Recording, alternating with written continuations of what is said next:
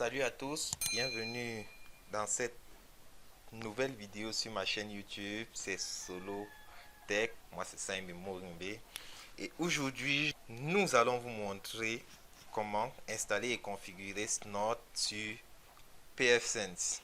Vous voyez bien, nous sommes sur l'interface pfSense. Mais avant d'abord, je suis en compagnie de mes camarades, comme d'habitude en sécurité des réseaux. Il s'agit de... Salut, moi c'est Khadija Hindou. Salut, moi c'est Rachidatou Mahmouda. Salut, moi c'est Mamadou Abou. Salut, moi c'est Judah Chunda Gabriel. pfSense est un système d'exploitation de pare-feu open source basé sur FreeBSD, BSD autant pour moi. Il offre une interface utilisable, conviviale et de puissantes fonctionnalités de sécurité pour protéger les réseaux et les systèmes. Snort, quant à lui, est un système de détection d'intrusion IDS open source. Il est capable de surveiller le trafic réseau en temps réel et de détecter les activités malveillantes ou suspectes. Snort utilise des règles préconfigurées pour installer les signatures d'attaque connues et peut également être configuré pour détecter des comportements anormaux. Lorsqu'ils sont utilisés ensemble, pfSense et Snort offrent une solution de sécurité réseau puissante. pfSense agit en tant que pare-feu, fournissant une interface de gestion centralisée pour configurer et contrôler les règles de sécurité de réseau. Snort, quant à lui, ajoute une couche de détection d'intrusion en analysant le trafic réseau à la recherche d'activités suspectes ou malveillantes. En utilisant pfSense avec Snort, les utilisateurs peuvent renforcer la sécurité de leur réseau, détecter les attaques potentielles et prendre des mesures pour les prévenir. Cela aide à protéger les systèmes et les données contre les menaces en ligne. Sans plus tarder, commençons. Vous pouvez télécharger la dernière version de pfSense à partir du site officiel et suivre les instructions. Chez moi, vous voyez, c'est déjà fait et je l'ai installé en machine virtuelle. C'est cela qui me permet d'utiliser pfSense directement sur Windows puisque j'ai naté ma machine virtuelle sur l'adresse IP de ma machine. Lorsque cela est fait, nous nous connectons donc sur l'interface de pfSense. L'interface de pfSense en utilisant le navigateur. Allez sur l'onglet Système, puis Packet Manager, Available Package, et ici vous recherchez directement le paquet Snort, mais chez moi il est déjà installé. Une fois que vous l'aurez trouvé, vous cliquez sur Install et ça va installer automatiquement le paquet Snort, mais chez moi il est déjà installé. Une fois l'installation terminée, allons dans l'onglet Service, puis Snort, vous allez voir il est là, Snort est là, clique sur Snort et nous sommes dans l'interface de configuration de Snort. Pour configurer les paramètres globaux de Snort, nous utilisons les règles de détection et des adresses IP, les actions à prendre en compte. Pour ça, nous allons à Global Setting. Sur Global Setting, clique sur Unavailable Package. Et ici, il faut un code Snort. Je ne me suis pas encore inscrit, mais un instant, je vais le faire directement et récupérer une fois le code rempli.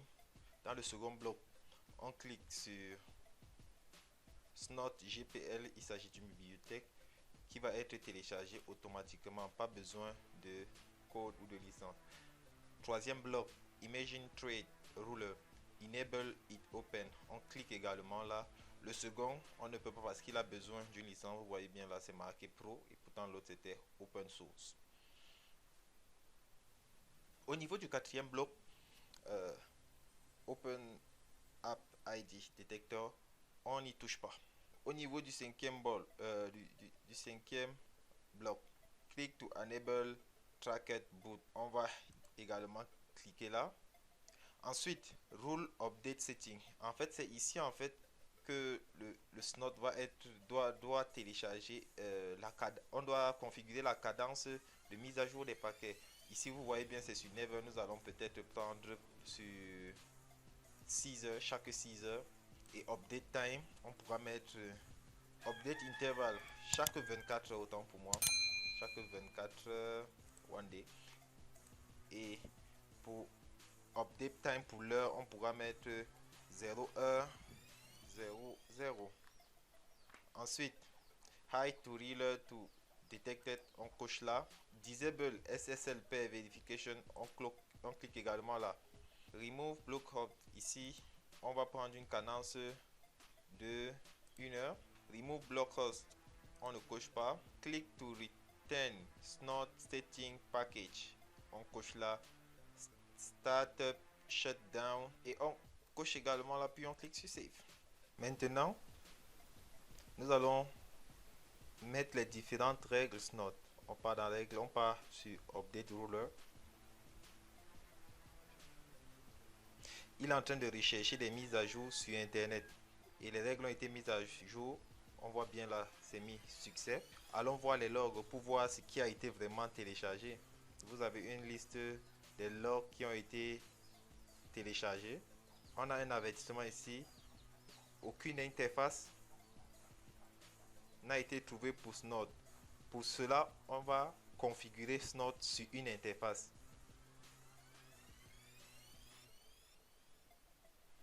On part dans Snort interface.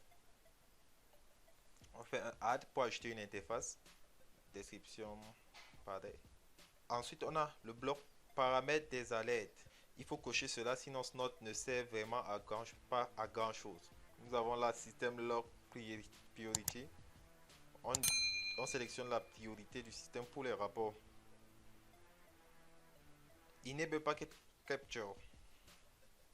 La case qu'on vient de cocher va nous créer un fichier où tous les alertes vont être recensés et nous pourrons les consulter. Donc l'administrateur pourra les consulter.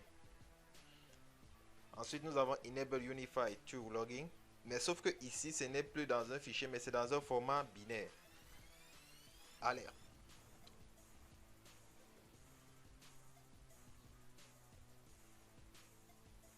Il n'y a pas de log file qui existe parce que en fait on n'a pas lancé Snort sur notre interface. On l'a configuré certes sur l'interface, mais on ne l'a pas lancé. Maintenant nous allons le lancer. On démarre Snort sur l'interface WLAN IM0 et maintenant Snort est activé sur notre interface réseau. Maintenant nous allons aller voir les tests d'intrusion. Nous allons à alerte. Vous voyez déjà les intrusions qu'on a sur notre adresse. Donc Snort est bien activé et il fonctionne très bien.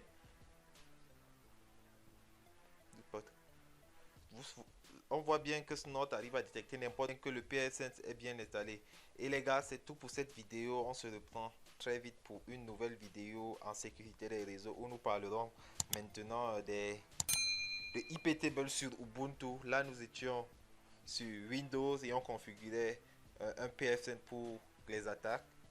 À très bientôt, portez-vous bien, ciao.